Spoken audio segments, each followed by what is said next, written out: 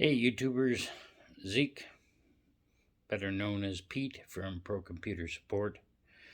As many of you know, I've been working on a new computer lab in my home. Did a lot of data cabling that we've pulled. Brought in power. But today, the gods have said, let there be light. Show you what I mean. Today, I actually have overhead lighting installed. And yeah, as this is going to be a computer lab, it's a little bit brighter than that.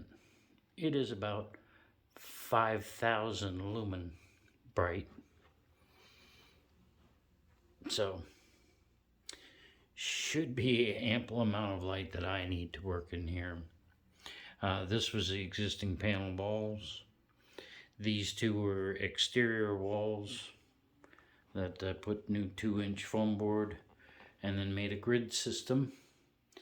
And that allowed me to put in single gang boxes for brand new electrical. And I also pulled in 6 data drops, as well as having wireless just above.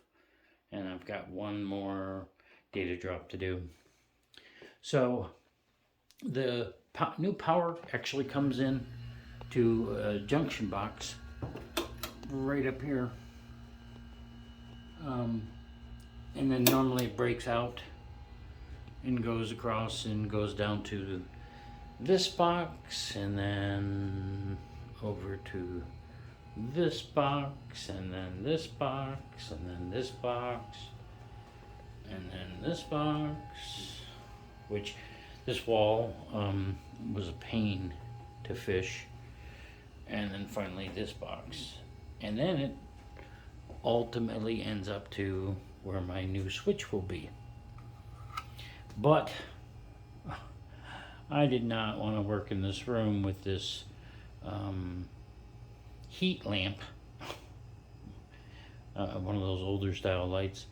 So I put in this temporary one with a dimmable system on it, designed for LEDs. So we can actually make it very, very cool, as this room will also double as a YouTube studio. So we can get a pretty good atmosphere. Let me turn off this bathroom light. Kind of give you a better idea of what the lighting looks like. So, but working in it is going to be much easier. I had to kind of structure these, or not specifically on 16-inch centers. I really had to kind of go where rebar was.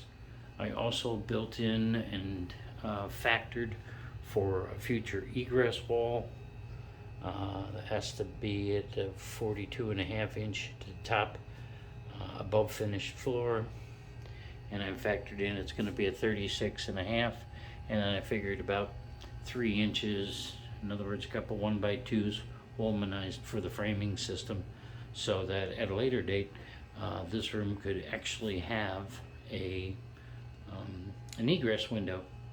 So as far as the house is concerned, it would be considered a 4th bedroom. So, and these boxes, I just basically made some panels. Let me dim it down so you can see without blinding you a bit. But they're flat 2-inch panels. They terminate in a box up here, and those all loop around. What I did just to give me some temporary light is I just took a little temp cable right out of that junction box and fed it down into here. So, but yeah, we are ready for some drywall to be installed. So been very busy. Have a lot of data terminations to do, not only within this room, but I can't even cut them in until I get the drywall hung. I've got 2 12-footers for that wall that have to be cut down to about 11.5. This is exactly a 12-foot wall. This is going to be an 8-foot wall. So I've got those 8-footers right here. And then I still have to pick up one more 8-footer to finish this door frame here. Eventually I will build in a closet when it becomes a bedroom. I've got everything all mapped out. It's going to be a 27-inch deep closet, and that's marked right off here.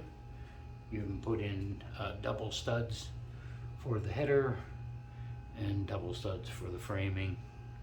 But believe it or not, with today's lumber costs, believe it or not, it costs me less money to put in the drywall than it is to buy lumber to build a closet. It's ridiculous. And the closet doors are only like $100.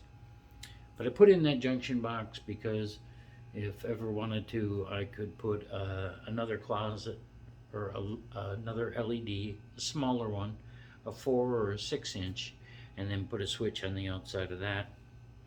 So we've been pretty busy here, but it's all coming together. And this is getting ready to get her buttoned up. But I'm so glad I have light.